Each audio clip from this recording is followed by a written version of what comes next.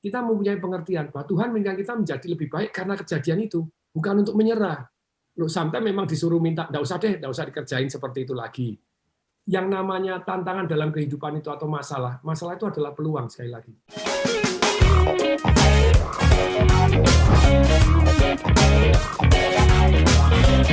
Pak Tisna dan juga sahabat yang bergabung ya, banyak yang membenturkan antara kerja keras dengan kerja cerdas. Padahal sebelum sampai kedua hal tersebut itu merupakan gabungan kalau kita mau sukses begitu. Tetapi yang lebih penting itu adalah memiliki mindset yang melihat selalu ada peluang. Sementara orang-orang yang pesimis ini selalu melihat bahwa ini masalah gitu ya. Kayaknya dunia selesai gitu, kayaknya ini berat banget.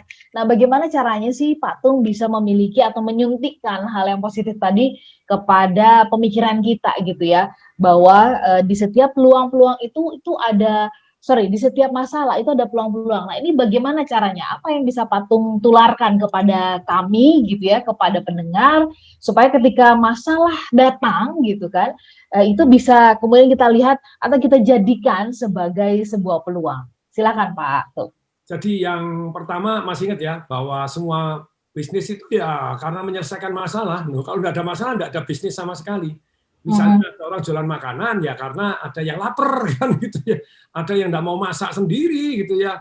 Jadi tentu saja segala macam. Loh, kok ada petani ya karena nggak ada orang-orang tertentu yang nggak mau nanam sendiri gitu, jadi punya masalah gitu, nggak punya waktu gitu ya. Jadi semua bisnis dalam menyelesaikan masalah. Kemudian yang kedua, kalau kita di dalam bisnis mengalami masalah atau di dalam kehidupan mengalami tantangan, bagi saya senang sekali ngomong tantangan, tapi banyak orang oposisi tantangan itu bagi orang lain masalah loh.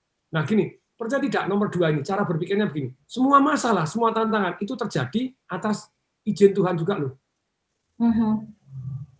Ya enggak? Ya, betul. Apa ya, kalau tanpa izin Tuhan bisa terjadi masalah? Nah, tapi apakah Tuhan memang ngasih kita masalah itu untuk menghukum kita, untuk apa? Sebetulnya enggak. Kalau bagi saya pribadi bukan masalah itu hukuman, tapi masalahnya bahwa itu timbul karena Tuhan ingin kita menjadi lebih baik karena masalah tersebut. Berarti kita belum cukup belajar, belum cukup baik hati, belum cukup ngerekrut gitu ya. Jadi ada orang hobinya menghujat orang, terus mendadak dapat tantangan gitu ya. Dapat tantangan apa? Dihujat orang, dibales. Jadi ya itu jadi bukan masalah ini ya hukuman dari Tuhan, menurut saya enggak, disuruh belajar apa? Rendah hati. Gitu toh. Jadi apapun yang terjadi dalam kehidupan ini sebetulnya atas kehendak Tuhan juga toh. Kalau saya salah tolong ralat gitu ya. Nah, jadi tentu saja Tuhan menghendaki kita menjadi lebih baik karena kejadian yang tidak baik tadi. Saya ulangi. Nomor dua ini kita tahu bahwa semua ini terjadi karena Tuhan mengizinkan. Kalau tidak mengizinkan ya mungkin karena perbuatan kita sendiri. Mengizinkan itu apa? Supaya kita untuk belajar. Jadi jangan untuk bersedih hati, jangan untuk merasain. Saya beri contoh. Anda lagi buka cabang, ternyata cabang Anda dikorupsi oleh karyawan Anda. Waduh, Anda nyalain Tuhan? Enggak toh. Anda sebenarnya diminta untuk belajar. Belajar untuk membuat apa? Untuk memilih orang dengan benar, untuk membuat sistem urutan tata cara kerja, sedemikian sehingga besok yang kita inginkan terjadi lagi dan yang tidak kita inginkan tidak terjadi lagi. Tidak terjadi, ya. Jadi bagaimana membuat bisnis jadi peluang? Jadi nomor dua adalah kita selalu membuat masalah jadi peluang bisnis. Membuat masalah jadi peluang gitu ya.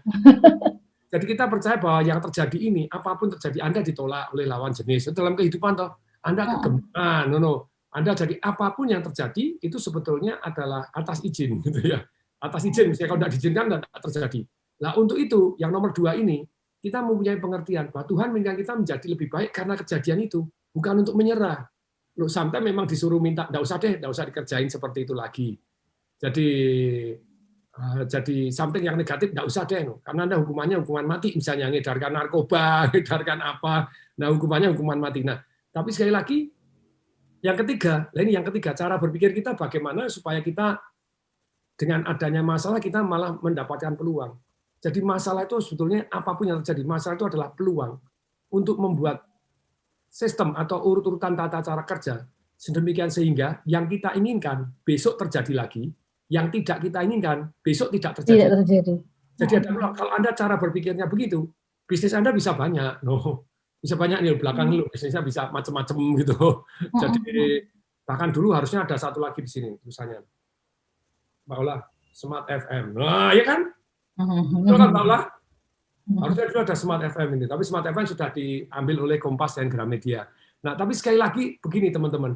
Jadi yang namanya tantangan dalam kehidupan itu atau masalah itu adalah peluang sekali lagi. Kalau Anda nomor 3 ini, Anda kalau saya ngasih Anda satu tips untuk mengelola bisnis, karena tips itu kan macam-macam. Anda bisa mengalami tantangan di HRD, tantangan di marketing, tantangan di produk, tantangan di kontrolnya, tantangan di keuangannya, tantangan apapun dalam kehidupan atau masalah apapun akan ada. Nah, sebetulnya ketika Anda punya satu tips ini aja, bahwa yang terjadi itu, tantangan atau masalah tadi adalah peluang. Peluang itu apa? Untuk meningkatkan, untuk membuat sistem atau urutan tata cara kerja. Sistem dan urutan tata cara kerja begitu ya. Oke. Apa yang kita inginkan terjadi lagi, yang tidak kita inginkan tidak terjadi lagi. Tidak terjadi. Ya. Dahsyat luar biasa. Saya beri contoh nih, anak perusahaan saya yang di atas conversion. Oh mohon maaf ya, kalau di Zoom tidak terbalik, tapi kalau di layar IG saya jadi terbalik, betul ya? Bagaimana? Sekali lagi ini the conversion anak perusahaan saya itu dalam waktu 2018 itu sudah anjlok. Karena Pak Negeri, kalau mau ternyata saya belajar, kalau mau punya banyak bisnis ini harus ada jiwanya masing-masing. Orang-orang yang menjiwai mati hidup ada di sana. Kalau orang yang setengah doang, banyak enggak jalannya. Terus saya kok bisa punya banyak perusahaan? Ya karena banyak nutup perusahaan juga, banyak geledakin perusahaan juga gitu ya. Nah, tapi dalam hal itu saya percaya bahwa saya belum berhasil, itu saya harus belajar. Dari saya belajar mulai saya tahu, oh butuh orang yang dahsyat luar biasa yang punya peace, jadi karyawan itu punya passion, punya integritas dan punya skill di bidangnya, ataupun punya partner yang punya passion, integritas, skillnya, dan komitmen berada di dalam perusahaan tersebut. Setengah-setengah banyak tidak jadinya. Nah, terus kemudian ketika saya mulai belajar, tapi setelah ada orang ini, dulu kan sempat turun anjlok gitu ya. Terus kemudian, kita cari orang-orang supaya komitmen bagaimana? Kita buat budaya kerja. Jadi budaya kerja itu apa sih? Kumpulan karakter. Kemudian kita buatin template-template. Begitu, waduh Pak, dulu marketingnya itu tergantung pada satu orang. Nah, satu orang ini beliaunya sudah punya bisnis sendiri, punya kerjaan sendiri, jadi tidak konsen gitu ya. Nah, terus bagaimana? Oh, tidak bisa. Kita buatkan template. Template itu apa? Dia bisa sukses. Kok bisa dapat customer? Kita carikan cara. Oh, mendadak kita terus perbaiki template-template cara menghubungi customer yang baru bagaimana, cold calling caranya bagaimana, kita cari yang juara, kemudian kita buatkan sistem tadi, urutan tata cara kerja, sehingga kalau kita ngomong-ngomong, orang yang goblok pun bisa. Ya, tadi Pak Tung mengatakan bahwa, saya menjawab poin ya, bahwa diperlukan orang-orang yang full heart gitu ya, menaruh hati di situ, tidak setengah-setengah gitu. Karena kalau setengah-setengah, barangkali ketika ada masalah kita mungkin akan langsung merasa, ini saya nggak bisa, mundur aja begitu ya. Lalu kemudian kerjanya cuma separuh doang. Iya, separuh aja, separuh jiwa juga gitu ya Pak Tung ya. Tiga tipe karyawan ataupun 3 tipe partner. Yang nomor 3 itu adalah ketika ada tugas, ada pekerjaan, itu mereka tidak bertanggung jawab atau kabur dari tanggung jawab dengan sejuta alasan. Dengan sejuta alasan minta dimaklumin. Dan seringkali mengajukan agama untuk minta dimaklumin. Jadi, tapi terus lupa. Misalnya contoh, Pak, ini kan hari Minggu, saya harus ke gereja. Oh iya, sorry kali hari Minggu. Ya Senin ya. Terus Senin hilang. Senin hilang gitu loh ya. Jadi tetap dengan alasan menggunakan satu alasan agamanya dia untuk, padahal ada yang lain tetap Minggu ya sudah ke gereja, ya Jumat ya Jumatan, tapi setelah itu mereka ingat, oh ya tetap dikerjakan, tapi ada yang hilang gitu ya. Dengan alasan, so ini urusan agama, ini susah ngomong loh kan, ya tetap agama nomor 1, tapi kalau menggunakan agama untuk menghindarkan kerjaan, itu kan dosanya 2 kali gitu ya, menghindari pekerjaan, terus kemudian menggunakan agama, itu kan berat sekali kan gitu ya. Kemudian ada tipe yang kedua, tanggung jawab, dikasih pekerjaan, selesai.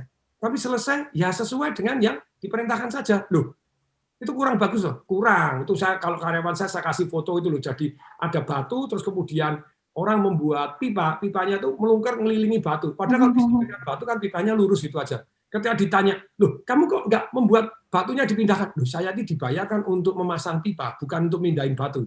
Benar, tapi nggak enak banget gitu. Itu tipe karyawan kedua. Tanggung jawab hanya menyelesaikan apa yang harus dikerjakan, tetapi tidak extra mile begitu ya Pak Tung ya. Nggak mikir, nggak mau extra mile. Nah, karyawan yang nomor 1 yang terbaik, nah itu yang do extra mile. Nah, sekarang caranya bagaimana?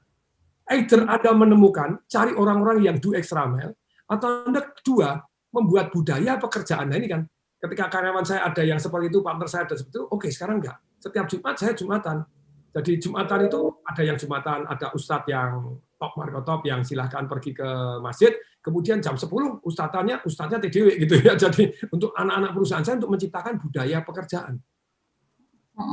Setiap minggu itu 100 lebih orang yang ikut apa? Ikut Jumatan untuk menciptakan budaya supaya jadi karyawan tipe nomor 1.